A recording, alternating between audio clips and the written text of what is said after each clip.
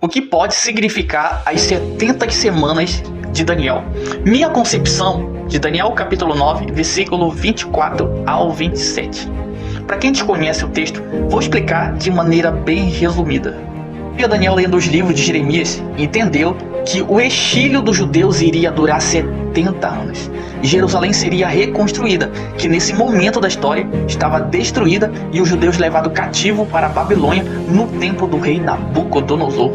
Então Daniel orou a Deus pedindo perdão pelos seus pecados e pelo pecado do seu povo. E quando Daniel estava orando, o anjo Gabriel lhe apareceu e disse aquilo que dispõe dos versículos 24 ao 27, que se você ler lá você vai ver. Antes de falar sobre o tema, precisamos considerar um dado importante. Primeiro, que ninguém sabe com certeza qual a interpretação correta e precisa que dispõe desses 4 versículos do livro de Daniel, pois todas as correntes escatológicas erram ao tentar decifrar cronologicamente as 70 semanas de Daniel na sua totalidade. E assim convenhamos, as 70 semanas de Daniel são períodos de anos que não se sabe o certo, o tempo cronológico desses períodos, por ser inconclusivo.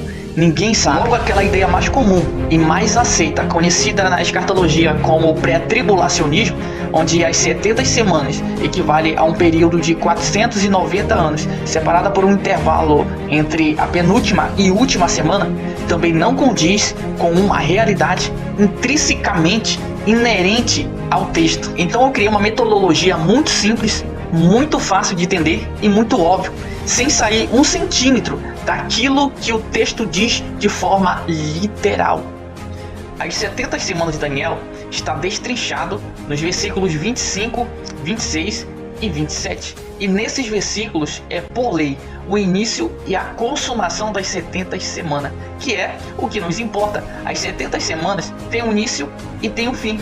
A lei do início e consumação das 70 semanas é inquestionável e incontestável. Cheque mate.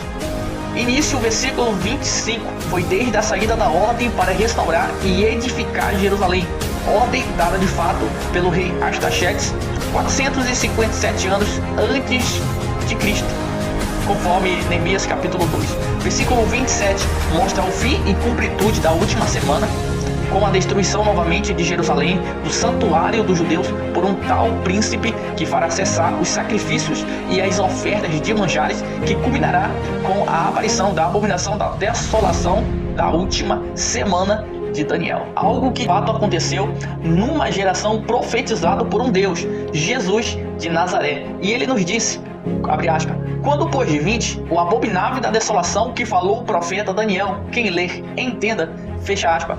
Jesus está nos remetendo ao versículo 27 do livro de Daniel, onde a abominação da desolação surgiria na última semana de Daniel, o que levaria à completude das 70 semanas. E o que é mais fantástico é que Jesus afirma categoricamente, com todas as letras, ainda nesse contexto do capítulo 24 de Mateus, que não passará esta geração sem que todas essas coisas aconteçam. Sensacional! Aí, meu irmão, era só esperar ver a profecia acontecer. E o que você acha que aconteceu ainda naquela geração, hein?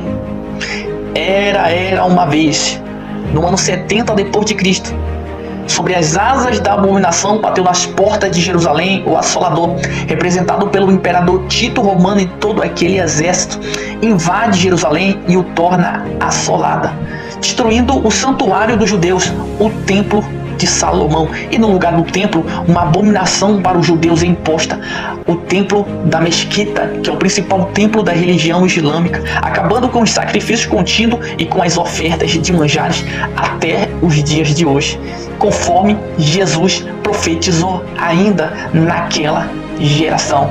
As 70 semanas de Daniel se concretizou ser